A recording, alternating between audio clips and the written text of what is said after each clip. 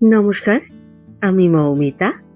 আমার কবিতা পাঠ চ্যানেলে আমার সকল শ্রোতা বন্ধু এবং দর্শক বন্ধুকে আন্তরিক শুভকামনা জানিয়ে আজকের গল্প পাঠ শুরু করছি।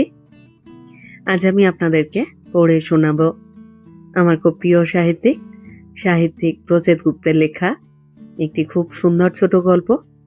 গল্পের নাম এক শনিবার। গল্প শুরুর আগে আমার পুরনো কথাগুলি আরও একবার খুব সংক্ষেপে বলে নিচ্ছি। এই চ্যানেলে যারা আমার গল্প পাঠটি শুনছেন তাদের কাছে অনুরোধ, যদি আমার পাঠ এবং পরিবেশনা আপনাদের ভালো লাগে, যদি গল্পটি ভালো লাগে, একটি লাইক করবেন এবং গল্পটিকে আপনাদের প্রিয়জনের মধ্যে শেয়ার করে দেবেন। আর এখনো যারা চ্যানেলটি সাবস্ক্রাইব করেননি তারা অবশ্যই চ্যানেলটি সাবস্ক্রাইব করে আমার সাথে থেকে নিয়মিত শুনতে থাকুন নতুন নতুন বাংলা গল্প। সকলের কাছেই অনুরোধ, আপনারা বেল আইকনটি প্রেস করে নোটিফিকেশন অন করে রাখুন, যাতে প্রতিটি নতুন গল্প আপলোডের সাথে সাথেই আপনাদের কাছে নোটিফিকেশন পৌঁছে যায়। আর কথা বাড়িয়ে সময় নষ্ট করছি না, শুরু করছি আজকের গল্প এক শনিবার। এক শনিবার সন্ধেবেলা ঘটনাটা ঘটল। জনার্দনবাবু স্ত্রীকে ডেকে বললেন, জনার্দন সামন্ত এখন আর মর্নিং ওয়াক করেন না। 1 বছর আগেও জনার্দনবাবু মর্নিং ওয়াক করতেন। পাক্কা 2 কিলোমিটার ঘাম ঝরিয়ে হাঁটতেন। তারপর বাজার সেরে মোড়ে চায়ের দোকান থেকে মাঝারি সাইজের মাটির ভাঁড়ে চা খেয়ে বাড়ি ফেরা। দুধ এবং চিনি জনার্দনবাবুর জন্য নিষিদ্ধ। ভাঁড় চায়ে তিনি দুটোই খেতেন। খাওয়ার সময় মনকে বোঝাতেন, মাটি অতি উপকারী বস্তু, যাবতীয় বিষ সে শুষে নিতে জানে, তার বেলাতেও নেবে। দুধজনিত অ্যাসিড এবং চিনিজনিত সুগারের বিষ তার গায়ে লাগতে দেবে না। মাটির ভালো নাম নেতিকা না হয়ে হওয়া উচিত ছিল নীলকণ্ঠ। জনার্দনবাবু মর্নিং ওয়াক বন্ধ করলেও হাঁটা কিন্তু বন্ধ করেননি। মর্নিং ওয়াকের বদলে তিনি এখন করেন ইভিনিং ওয়াক, অর্থাৎ সান্ধ্য ভ্রমণ। ঠিক বিকেল আর সন্ধ্যের মাঝামাঝি সময় পাড়ার পার্কে চক্কর দেন। গুনে গুনে 26 চক্কর। বছরখানেক আগে তিনি কোনো এক বিদেশি পত্রিকায় পড়েছিলেন, 65 বছর বয়স হয়ে গেলে মানুষের শরীরে যে আলো বাতাসের প্রয়োজন হয় সেটা একমাত্র পাওয়া সম্ভব আলো আঁধারের সন্ধিক্ষণে। এই সময় বাতাসের ওজন এবং আলোর ইনফ্রারে হিসেব করলে নাকি এমন একটা অনুপাতে পাওয়া যায় যা মানবদেহের বহু রোগ নিরাময়ের উপযোগী। এরপরে সন্ধিক্ষণ খোঁজেন জনার্দনবাবু। সন্ধিক্ষণ পাওয়া যায় দুটো হাফে। ফার্স্ট হাফে কাক ভরে, যখন রাত ফুরিয়ে দিন শুরু হচ্ছে। সেকেন্ড হাফ সন্ধে নাগাদ। ফার্স্ট হাফ নিতে হলে ভোর 4:30টার মধ্যে সেজে গুজে বেরিয়ে পড়তে হবে, সেটা সম্ভব নয়। তাই সেকেন্ড হাফ বেছেছেন তিনি। জনার্দনবাবু এখন বিকেল আর সন্ধ্যের মাঝখানে হাঁটেন। এতে নাকি উপকারও পেয়েছেন, ঘুম ভালো হচ্ছে। শকুন্তলা দেবী একথা মানেন না। তিনি ভুরু কুঁচকে স্বামীকে বলেন, তুমি আবার কবে কম ঘুমোলে? বুড়ো হলে মানুষের ঘুম কমে? তোমার তো রিটায়ার করবার পর থেকে ঘুম বেড়েছে দেখছি। আগে শুধু রাতে ঘুমোতে, এখন দুপুরেও ঘুমোচ্ছ। কোনোদিন বেলা পর্যন্ত বিছানায় গড়াচ্ছ। জনার্দনবাবু স্ত্রীর অজ্ঞানতায় দুঃখ পান, বলেন, আহা শকুন্তলা, ঘুম মানে শুধু চোখ বুজে ঘুম নয়, আরো বেশি কিছু। ঘুমের ভেতরে বিভিন্ন লেয়ার থাকে, যাকে বলে স্তর। এই স্তরের উপরই ঘুমের ভালো মন্দ ঠিক বেঠিক নির্ভর করে। একটা স্তর ভালো তো অন্যটা দুর্বল, একটা ছটফটে তো অন্যটা ঝিম ধরা। হারমোনিয়ামের রিডের মতো, বাঁধায় গোলমাল হলে সুরেও গোলমাল। ঘুমের সারেগামাপা বাইরে থেকে বোঝা যায় না, যে ঘুমোয় সেই শুধু জানতে পারে।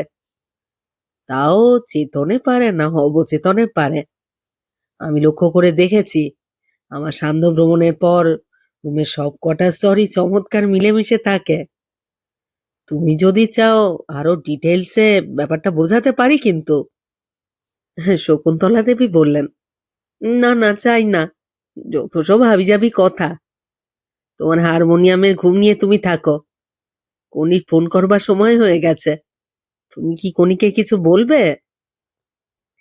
জনার্দন বাবু হতাশ গলায় বললেন, না, বলবো না। কনি অর্থাৎ কণিকা জনার্দন বাবু শকুন্তলা দেবীর মেয়ে। চমৎকার মেয়ে, ডাক্তার, বস্টনে থাকে, হাসপাতালে চাকরি করে, সেখানেই বিয়ে করেছে। বর আরো চমৎকার, অভিজ্ঞান সেনগুপ্ত, লেখাপড়ার মানুষ, কলেজে পড়ায়। কলেজে ক্লাস না থাকলে লাইব্রেরিতে গিয়ে মোটা মোটা ইতিহাসের বই খুলে বসে থাকে, বাড়ি ফিরতেও ভুলে যায়। কণিকা হাসপাতাল থেকে ফেরবার পথে ডেকে নিয়ে যায়। কনি প্রতিদিন দুবেলা করে তার বাবা মাকে টেলিফোন করে, একবার হাসপাতালে যাওয়ার আগে, একবার হাসপাতাল থেকে বাড়ি ফিরে। অভিজ্ঞান সপ্তাহে একবার করে শ্বশুর শাশুড়ির কুশল সংবাদ নেয়। প্রতি সপ্তাহে একবার করে শ্বশুর শাশুড়ির কুশল সংবাদ নেওয়া সহজ কথা নয়।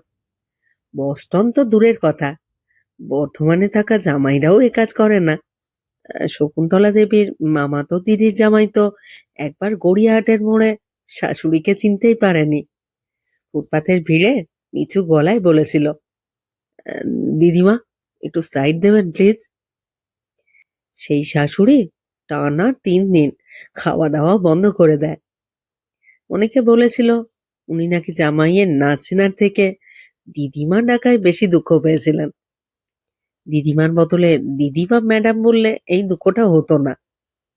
হ্যাঁ, শুধু মেয়ে নয়, জনার্দন বাবুর 2 ছেলে আর তাদের বউয়েরাও খুব ভালো। এমন নয় যে তারা কলকাতায় থাকে, তারাও বাইরে থাকে। বড় ছেলে অতীশ, ছোট ছেলে দীপঙ্কর। অতীশ থাকে জলন্ধরে, দীপঙ্কর বহরমপুরে। অতীশ ব্যবসা করে, দীপঙ্কর 1.5খানা কাজ করে, ফুল টাইম রাজনীতি, হাফ টাইম নাটক। অতীশের বিরাট রোজগার, 3 তলা বাড়ি, দুটো গাড়ি। আর দীপঙ্করের রোজগার সামান্য, 2টো দল থেকে অল্প মাসোহারা পায়, রাজনৈতিক দল এবং নাটকের দল। দীপঙ্কর আর 5টা রাজনীতির লোকের মতো নয়, সে সৎ। তার স্ত্রী সৃজনী শিল্পকলা জগতের মেয়ে। সৃজনীর বাবা প্রেমাংশ শান্তিনিকেতন কলা ভবনের শিক্ষক ছিলেন। সৃজনীর ভারী সুন্দর গানের গলা, সে বহরমপুর স্কুলের বাংলা শিক্ষক। নিজের একটা গানের স্কুলও আছে। মিষ্টি স্বভাবের জন্য তাকে স্কুলের মেয়েরা আড়ালে আঙুর দিদি বলে ডাকে। প্রথম ছেলেটা হওয়ার পর জনার্দন বাবু চেয়েছিলেন তার নাম হোক অতীশ দীপঙ্কর। শকুন্তলা দেবী রাজি হলেন না। তিনি হাসপাতালের বেডে শুয়েই আপত্তি জানালেন, ইহে আবার কেমন নাম? কেমন নাম মানে? মহাজ্ঞানী অতীশ দীপঙ্করের নাম শোনোনি? তোমার ছেলে যে মহাজ্ঞানী হবে বুঝলে কি করে? জনার্দন বাবু উৎসাহ নিয়ে বললেন, নাম কি আর আগাম বুঝে হয়? তাছাড়া নামের চাপেও অনেক সময় অনেক কিছু হয়েও যায়। আমার এক বন্ধুর নাম ছিল যে। শকুন্তলা দেবী মুখ ফিরিয়ে বললেন, থামো থামো, অত বড় নাম চলবে না। বাধ্য হয়ে শুধু অতিশেই জনার্দন বাবুকে থামতে হয়। তবে ইচ্ছে পূর্ণ হলো পরের ছেলেকে দিয়ে। ছোট ছেলের নাম রাখলেন দীপঙ্কর। তিনি যখনই কথা বলেন অতীশ দীপঙ্কর একসঙ্গে বলতে পছন্দ করেন। তবে শকুন্তলা দেবীর কথা সত্যি হয়েছে, বড় ছেলে মহাজ্ঞানী হয়নি, বরং মহামূর্খই হয়েছে বলা যায়। কোনো রকমের স্কুল শেষ করেছে, হায়ার সেকেন্ডারিতে 2nd ডিভিশন, তাও নিচের দিকে। কলেজে ভর্তি হয়েও পুরোটা টানতে পারেনি। মাঝখানে পড়াশুনো থামিয়ে ব্যবসা, ইট বালি সাপ্লাই দিয়ে শুরু। এই শহর থেকে সে শহর করে শেষ পর্যন্ত বাংলা ছেড়ে বাড়ি দেয় বাইরে, এখন জলন্ধরে। পরিশ্রম করে নিচে নাটবল্টুর কারখানা দিয়েছে। কারখানার নাম টাইট। কয়েক বছরে টাইট হইচই কাণ্ড করে ফেলল। ব্যবসা বিরাট, সরকারি অর্ডারে হাবুডুবু অবস্থা। লেখাপড়ায় অষ্টরম্ভা হলেও অতীশ ছেলে অতি ভালো। তার পাঞ্জাবি বউ নীতিকাও ভালো। কতবার যে শ্বশুর শাশুড়িকে জলন্ধরে নিয়ে যেতে চেয়েছে তার শেষ নেই। অতীশ বলেছে, বাবা, তুমি তো রিটায়ার করেছো, এবার আমার বিজনেসে এসে বসো, আমি খানিকটা নিশ্চিন্ত হই। জনার্দন বাবু সিটিয়ে যান, বলেন, না বাপু না, এই বুড়ো বয়সে আর নতুন করে ব্যবসা শিখতে পারবো না। তোমার চিন্তা নেই বাবা, আমি সব শিখিয়ে দেব। তোমার তো আমার মতো কাউডাং মাথা নয় বাবা, তোমার মাথা হলো কাউ মিল্ক মাথা, 3 দিনে সব জেনে যাবে। জনার্দন বাবু গাঢ় গলায় বললেন, বাজে কথা বলো না, গাদা খানেক কলেজ ইউনিভার্সিটির ডিগ্রি থাকলেই মাথা ভালো হয় না। যার যেদিকে ন্যাক সেখানে কিছু করতে পারলো কিনা সেটাই আসল। তোর ন্যাক ব্যবসায়, তাতেই তুই করেছিস। তোর ন্যাক যদি লেখাপড়ায় হতো তাহলে হয়তো তুই চণ্ডীগড় বিশ্ববিদ্যালয়ের ভিসি হতিস। আজ তুই একজন শিল্পপতি, কার থেকে কম শুনি? কি যে বলো বাবা, তোমার আবার বেশি বেশি। শিল্পপতি কিসের, বানাই তো নাট বল্টু। জনার্দন বাবু স্নেহের হাসি হাসেন, বলেন, নাট বল্টু কি আর যাতা জিনিস রে বাপু? নাট বল্টু ছাড়া কোন জিনিসটা চলে? মানুষেরও তো নাট বল্টু লাগে। ব্রেনে যদি নাট বল্টু ঢিলে হয়ে যায় তাহলে কি অবস্থা হয়? নীতিকাও শকুন্তলা দেবীকে পাঞ্জাবে ডাকে, ভাঙা বাংলায় বলে, বাড়ি টাড়ি বেচে চলে আসুন মাইজি, এখানে বাংলা শিখবেন। শকুন্তলা দেবী হাসতে হাসতে বলেন, এই বুড়ো বয়সে আর বাংলা শিখে কাজ নেই বাপু। অতীশ বাবা মায়ের জন্য গাড়ি কিনে পাঠিয়ে দিতে চেয়েছে। জনার্দন বাবু খুশি হয়েছেন, শকুন্তলা দেবী রাজি হননি। এই বয়সে গাড়ি দিয়ে কি হবে, আমরা যাই বা কোথায়? অতীশ বললেন, কোথাও যেতে হবে না মা, গ্যারেজে রেখে দেবে, মাঝে মাঝে গঙ্গার ধারে বাবাকে নিয়ে যাবে। খেপেছিস, বাড়িতেই তোর বাবাকে সহ্য হয় না, তার উপর আবার গঙ্গার ধার। গঙ্গার ধারে সহ্য হবে মা, তুমি একবার ট্রাই করে দেখো, আমি একটা সুইট বুক করে দিচ্ছি। লক্ষ্মী সোনা আমার, সুইট প্লেট কিছুই বুক করতে হবে না তোকে। দীপঙ্করের দাদার মতো বাবা মাকে গাড়ি কিনে দেওয়ার ক্ষমতা নেই, কিন্তু সুযোগ পেলে বহরমপুর থেকে ছানা বড়া পাঠায়। সৃজনীর শান্তিনিকেতন ব্যাকগ্রাউন্ড থাকার কারণে ফোনের বদলে হাতে লিখে শ্বশুর শাশুড়িকে চিঠি পাঠায়। সুন্দর চিঠি, মাথায় নিজের হাতে একটুখানি কলকা এঁকে দেয়। শকুন্তলা দেবী শিল্পী পুত্রবধূর এইসব চিঠি অতি যত্নে রেখে দেন। প্রতিবেশীকে গর্ব করে দেখান।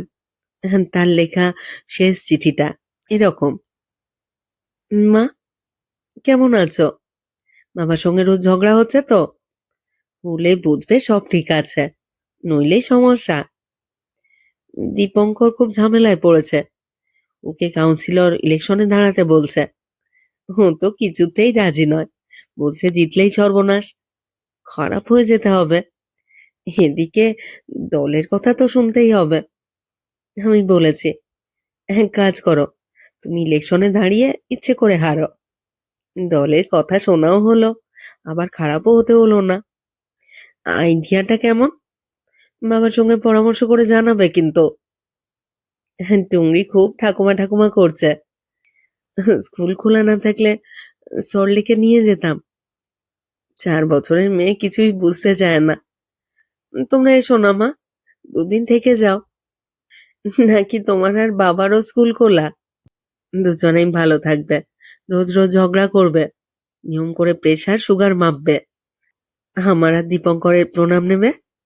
তবে আমাকে কিন্তু বেশি আশীর্বাদ করবে, পরের বাড়ির মেয়ে বলে কথা। পুনশ্চ, হ্যাঁ, একটা গোপন খবর দিতে ভুলে গিয়েছি।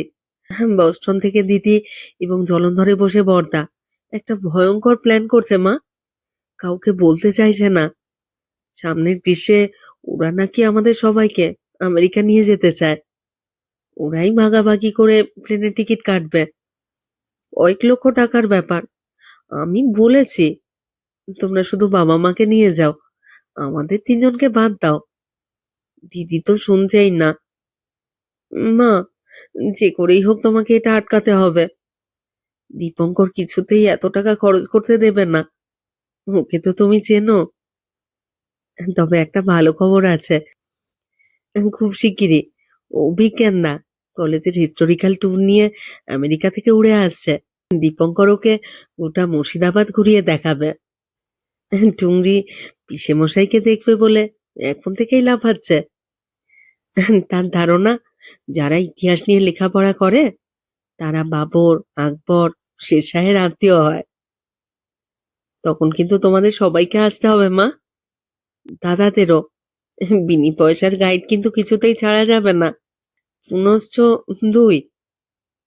মা, এই শ্রাবণ বেলা, বাদল ঝরা, দ্যুতিবনের গন্ধে ভরা গানটা স্বরলিপি কি তোমার জানা আছে? আমি না কোথাও খুঁজে পাচ্ছি না। ইতি সৃজনী। চোখের জল দু প্রকার, সুখের এবং দুঃখের।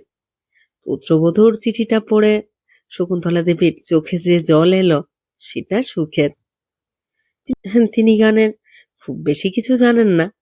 সেই কোন কালে কলেজে পড়বার সময় শিখেছিলেন। এখন তো ভুলেই গেছেন, চর্চাও বন্ধ অনেক কাল। অথচ সৃজনী স্বরলিপি জানতে চেয়ে কিভাবেই না তাকে সম্মান দিল। সম্মান নাকি ভালোবাসা? শকুন্তলা দেবী চোখের জল লুকিয়ে ড্রয়িং রুমে গেলেন।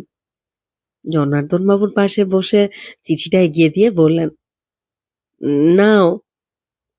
কি এটা? দেখতে পাচ্ছ না? চিঠি মনে হচ্ছে তো। মনে হওয়ার কি আছে, দেখাই তো যাচ্ছে। বিরক্ত হলেন শকুন্তলা দেবী। কার চিঠি? ফুলে দেখোই না। মানুষের বোধহয় এটাই স্বভাব, চিঠি পাওয়ার জন্য সবসময় ব্যস্ত হয়ে থাকে, কিন্তু চিঠি হাতে পেয়ে গেলে সহজে পড়তে চায় না। চিঠি হাতে নিয়ে কিছুক্ষণ বসে রইলেন জনার্দন বাবু। তারপর পড়লেন। একবার পড়লেন, দুবার পড়লেন। আশ্চর্যের কথা, স্ত্রীর মতো তাঁর চোখেও জল এলো, সুখের জল। তিনিও চোখের জল লুকোলেন। গলা খাঁকারি দিয়ে নিজেকে সামলে নিয়ে বললেন, "আহ, মেয়েটার হাতের লেখাটা বড় সুন্দর, তাই না?" যেন এটাই আসল, চিঠির কথাগুলো নয়। এর কিছুদিন পরে এক শনিবার ঘটনাটা ঘটল। সান্ধ্য ভ্রমণ সেরে বাড়ি ফিরলেন জনার্দনবাবু। জনার্দনবাবু সাধারণত 6:20-22-এর মধ্যেই বাড়ি ফিরে আসেন। গরমকালে একটু দেরি হয়। সেদিন ফিরলেন 6:15 নিজের ঘরে এসে হাত মুখ ধুয়ে পোশাক বদলালেন। তারপর খাটে বসে শকুন্তলা দেবীকে ডাকলেন। কি হয়েছে, চা খাবে তো? না, কিছু খাবো না। তুমি সবাইকে খবর দাও। চমকে উঠলেন শকুন্তলা দেবী। মানুষটা বলে কি, সবাইকে খবর দিতে চায় কেন? তিনি কয়েক পা এগিয়ে আসেন খাটের দিকে। জনার্দনবাবু বসে আছেন পা ঝুলিয়ে। পায়জামা পরা পা দুটো একটু একটু নড়ছেও। গলায় উদ্বেগ এনে শকুন্তলা দেবী বললেন, সবাইকে খবর দেব? খবর দেব মানে? জনার্দনবাবু স্বাভাবিক গলায় বললেন, মনে হচ্ছে মারা যাব, তুমি ছেলে মেয়েদের খবর দাও। শকুন্তলা দেবীর মুখটা ফ্যাকাশে হয়ে গেল। তিনি স্বামীর বুকে হাত রাখলেন, বললেন, সে কি গো, এসব কি অলক্ষণে কথা বলছো? মারা যাবে কেন? বুকে কি ব্যথা করছে? না, সহজভাবে বললেন জনার্দন বাবু। তাহলে পেটে নাকি মাথায়? না, কোথাও কিছু হচ্ছে না, শুধু মনে হচ্ছে মারা যাব। শকুন্তলা দেবীর চোখ দিয়ে জল পেরিয়ে আসবার জোগাড়। তিনি স্বামীর কপালে গলায় হাত দিলেন। না, জ্বর টর তো কিছু নেই। ধরে শুইয়ে দিতে চাইলেন। জনার্দন বাবু অবাক গলায় বললেন, শোয়াতে চাইছো কেন? আমার তো শরীর খারাপ হয়নি। না হলে না হয়েছে, তুমি তো আগে শো। এবারে কান ধরে চাপ দিলেন শকুন্তলা দেবী। জনার্দন বাবু বললেন, মারা যাব বলে এখনই শুতে হবে নাকি? আগে থেকে এই কাজ এগিয়ে রাখতে চাইছো? চুপ, একদম বাজে কথা বলবে না। আমি ডাক্তার সেনকে ডাকছি। জনার্দন বাবু এবার পা দুটো খাটের উপর তুলে বাবু হয়ে বসলেন। এটা তার সবচেয়ে পছন্দের বসবার ভঙ্গি। বললেন, ডাকতে পারো, কিছু লাভ হবে না।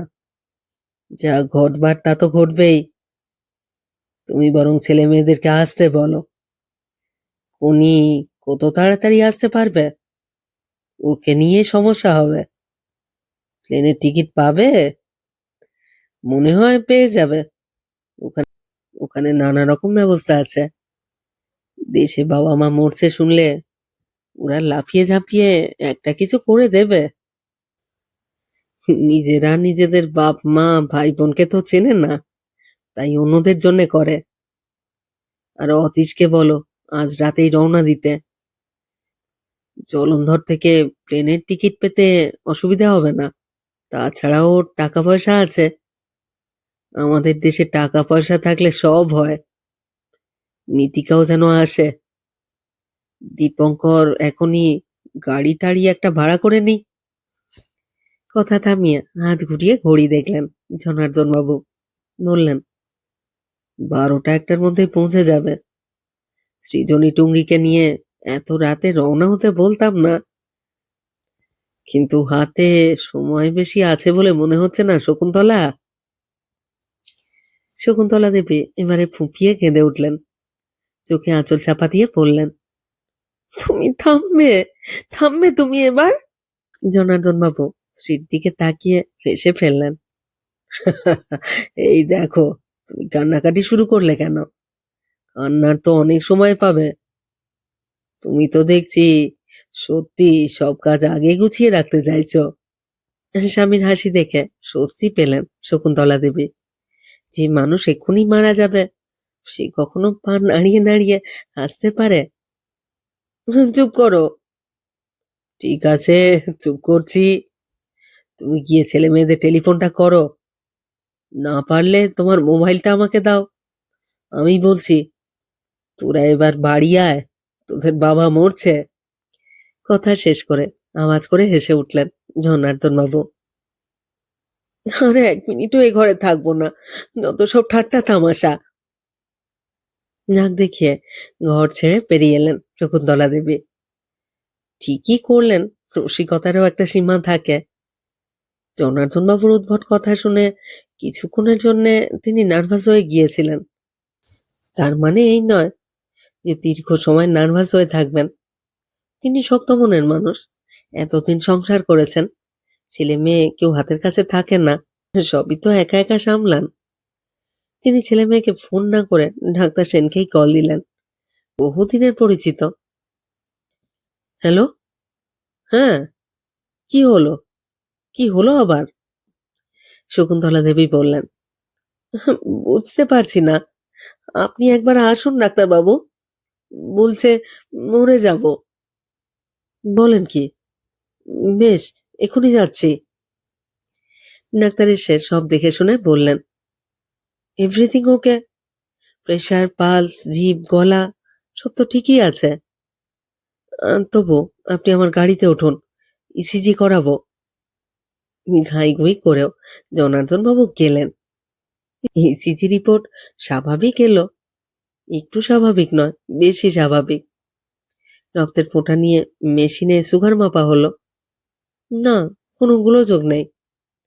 ডাক্তার সেন একটা হালকা ঘুমের ওষুধ দিয়ে হাসতে হাসতে বললেন, আর যদি মরে যাব বলে আমাকে কল দেন তাহলে কিন্তু আমিই মরে যাব। জনার্দন বাবু ভারী ফিরে বললেন, তুমি কিন্তু অকারণ দেরি করছো শকুন্তলা। ছেলে মেয়েদের খবর দাও। শকুন্তলা দেবী তাড়াতাড়ি স্বামীকে ঘুমের ওষুধ আর রাতের খাবার খাইয়ে দিলেন। তারপর জনার্দন বাবু ঘুমিয়ে পড়বার পর এক এক করে ছেলে মেয়েদের ফোন করতে বসলেন। জমিয়ে বসলেন। গায়ে একটা হালকা চাদর দিলেন। চাদর দেওয়ার মতো সময় হয়নি, তবু কেন জানি শকুন্তলা দেবী ছেলে মেয়েদের সঙ্গে ফোনে কথা বলবার সময় গায়ে চাদর দিতে ভালোবাসেন। মনে হয় বাড়িতে বসে মুখোমুখি কথা বলছেন। প্রথমে কণিকা। কণিকা বলল, মা, তুমি চিন্তা করো না। আমি চিন্তা করছি না। আমার বয়স হয়েছে। বয়স হলে মানুষের মনে এরকম একটা ডেথ ফিয়ার আসে। কই, আমারও তো বয়স হয়েছে। আমার মনে তো কই আসছে না। আহা, সবার কেন আসবে? কারোর কারোর আসে। তুমি এক কাজ করো, বাবাকে একটা সিটি স্ক্যান করাও, তারপর সব রিপোর্ট আমাকে মেল করে দাও। ঠিক আছে, তোমাকে কিছু করতে হবে না। আমি সেন কাকুর সঙ্গে নিজে কথা বলবো। শকুন্তলা দেবী একটু সময় চুপ করে থেকে বললেন, তুই একবার জামাইকে নিয়ে আসবি নাকি? বস্টন থেকে কণিকার বিস্মিত গলা ভেসে এলো সল্টলেকে। কি বলছো মা? আমরা কেন যাব? বাবার তো কিছুই হয়নি। নার্ভ রিল্যাক্সের ওষুধ খেলে কাল পরশুর মধ্যেই সব ঠিক হয়ে যাবে। না, মানে তাও। শকুন্তলা দেবীর এই বেহারা আবদারে চমৎকৃত মেয়ে কণিকা। তাও কি মা? আমি হাসপাতাল থেকে অকারণে ছুটি নেব? বাবার যদি কিছু হতো তাহলে না হয় একটা কথা ছিল। আর অভিজ্ঞানের কি অবস্থা তুমি জানো না? 7 দিন হলো সাইলেন্স অফ সাইলেন্ট টেরা এই নিয়ে স্নান খাওয়া ভুলে ডুব মেরেছে। সাইলেন্স অফ সাইলেন্ট টেরা? সেটা আবার কি? কণিকা হেসে বলল, ইতিহাসের বই, মেসোপটেমিয়া যুগের রাজনীতি। শকুন্তলা দেবী বুঝলেন আমেরিকা থেকে ওদের আসতে বলাটা বাড়াবাড়ি হয়ে গেছে। বরং অতীশের আসাটা অনেক সহজ হবে। জলন্ধর থেকে ঘন ঘন প্লেন। অতীশ সব শুনে চিন্তিত গলায় বলল, উনি কি বললো মা? কনি বলল কিছু হয়নি, বয়স হলে এরকম নাকি মাঝে মাঝে হয়। তুই তবু যদি একবার আসিস, বুড়ো মানুষটা দেখতে চাইছে। ইম্পসিবল মা, এখন কলকাতা যাওয়ার কোনো প্রশ্নই ওঠে না। সিরিয়াস কিছু হলে আমি যেতাম। এই মুহূর্তে প্রায় 1 কোটি টাকার অর্ডার নিয়ে হিমশিম খাচ্ছি। জাহাজের জন্য নাট বল্টু সাপ্লাই। আমি পোর্ট ব্লেয়ার যাচ্ছি কালই। তুমি যদি বোঝো, নিথিকাকে পাঠাতে পারি। আচ্ছা, একটা কাজ করলে কেমন হয়? বাবাকে কাল পরশুর মধ্যে যদি এখানে ফ্লাই করিয়ে আনি, আমার ফার্ম হাউসে কটা দিন থাকবে, পিওর ঘি দেওয়া চাপাটি আর নিজের ক্ষেতের ডাল খাবে। ফালতু চিন্তা মাথা থেকে পালাবে। কি, আসবে? শকুন্তলা দেবী বললেন, থাক, ও রাজি হবে না। তুই বরং কাল সকালে বাবার সঙ্গে কথা বলে নিস। দীপঙ্করের মোবাইল বন্ধ। বাড়িতে সৃজনী ফোন ধরল। সে টুংরিকে ঘুম পাড়াচ্ছিল। ঘটনা শুনে খিলখিল করে হাসতে শুরু করলো। শকুন্তলা দেবী বিরক্ত গলায় বললেন, হাসছিস কেন? শকুন্তলা দেবী তার এই পুত্রবধূটিকে নিজের মেয়ের মতোই তুই সম্বোধন করেন। হাসবো না? তুমি বাবার প্ল্যানটা বুঝতে পারলে না মা? প্ল্যান? কি প্ল্যান? বাবা আসলে আমাদের সবাইকে দেখতে চান, তাই মরে যাচ্ছি বলে ভয়ে ঘাবড়ে দিচ্ছেন, যাতে আমরা সবাই ছুটে কলকাতায় চলে যাই। তুমি ডাক্তার টাক্তার ডেকে একেবারে। হাসি শুনে শকুন্তলা দেবীর মনটা হালকা হয়ে গেল। সত্যি তো, ব্যাপারটা তো হাসিরই। তিনি পুত্রবধূকে ছত ধমক দিয়ে বললেন, হ্যাঁ, চুপ কর, হাসবি না। কাল পরশু 3 জনে মিলে চলে আয় তো। নাতনিটাকে তো অনেকদিন দেখি না। সৃজনী আঁতকে উঠল। যাব? খেপেছ নাকি মা? এখন যাব কি করে? তোমার ছেলে নতুন নাটক ধরেছে, মানিকবাবুর গল্প। রিহার্সাল নিয়ে পাগল পাগল হয়ে আছে। এই দেখো না, এত রাতেও বাড়ি ফেরেনি। তাছাড়া টুংরির পরীক্ষা, আমার গানের ক্লাস আছে না। শকুন্তলা দেবী লজ্জা পেলেন। সত্যি তো, এত কাজকর্ম ফেলে ওদের আসার জন্য চাপ দেওয়াটা ঠিক নয়। তিনি তাড়াতাড়ি বললেন, ঠিক আছে, ঠিক আছে। যখন ফাঁকা হবি তখন না হয় ২-১ দিনের জন্য ঘুরে যাস। সৃজনী ঝিনঝিনে মিষ্টি গলায় বলল, নিশ্চয়ই যাব। তবে তার আগে বাবাকে বলতে হবে আমি বেঁচে থাকবো। আমি বেঁচে থাকবো, আমি বেঁচে থাকবো, আমি বেঁচে থাকবো। তারপরে যাব। ঠিক আছে? এবার শকুন্তলা দেবীও হেসে ফেললেন। ফোন রেখে দেওয়ার আগে সৃজনী বলল, মা, এই শ্রাবণ মেলা বাদল ঝরা জুথিবনের গন্ধে ভরা গানটার কোনো খবর পেলে? এই গল্পের দুটো শেষ, একটা সত্যি শেষ, একটা মিথ্যে শেষ। পাঠকরা সত্যি শেষটা জানেন, তাই সেটা আর আমি বলছি না। আমি বলছি মিথ্যে শেষটা। ঠিক ১ সপ্তাহ পর এক শনিবারে ইভিনিং ওয়াক সেরে বাড়ি ফিরলেন জনার্দন বাবু। ফিরে চমকে উঠলেন। চমকে উঠবারই কথা। এক মুখ হাসি নিয়ে দরজা খুলল কণিকা। পিসির পিছন থেকে খুরের উপরে ঝাঁপিয়ে পড়ল ৪ বছরের টুংরি। নিজেকে ধাতস্থ করতে না করতে রান্নাঘর থেকে গন্ধ পেলেন ঘিয়ের। সেখানে পাঞ্জাবি রেসিপিতে হালুয়া বানাচ্ছে নীতিকা। তাই এত ঘিয়ের গন্ধ। জনার্দন বাবু বাড়ির ভেতর ঢুকলেন। ড্রয়িং রুমে রাজনীতি নিয়ে তুমুল ঝগড়া করছে ২ ভাই। আলাদা আলাদা করলে অতীশ আর দীপঙ্কর, একসঙ্গে অতীশ দীপঙ্কর। জনার্দন বাবু যে বাড়ি ফিরেছেন সে খেয়ালও তাদের নেই। না থাকুক, বহু বছর পর ২ ছেলের ঝগড়া শুনছেন জনার্দন বাবু। মনে মনে বললেন, আহা, ঝগড়া চলুক, সারা রাত ধরে চলুক। অধ্যাপক অভিজ্ঞান সেনগুপ্ত এত ঝগড়ার মধ্যেও সাইলেন্স অফ সাইলেন্টেরা বইটা নিয়ে এক কোনায় ঘাপটি মেরে বসে আছে। সৃজনী ট্রেতে সাজানো চায়ের কাপ নিয়ে ঘরে ঢুকল। শ্বশুর মশাইকে দেখে চোখ কপালে তুলে বলল, সে কি বাবা, আপনি এখনো বেঁচে আছেন? জনার্দন বাবুর সবটাই স্বপ্নের মতো মনে হচ্ছে। তিনি লুকিয়ে নিজের পায়ে একটা চিমটি কাটলেন।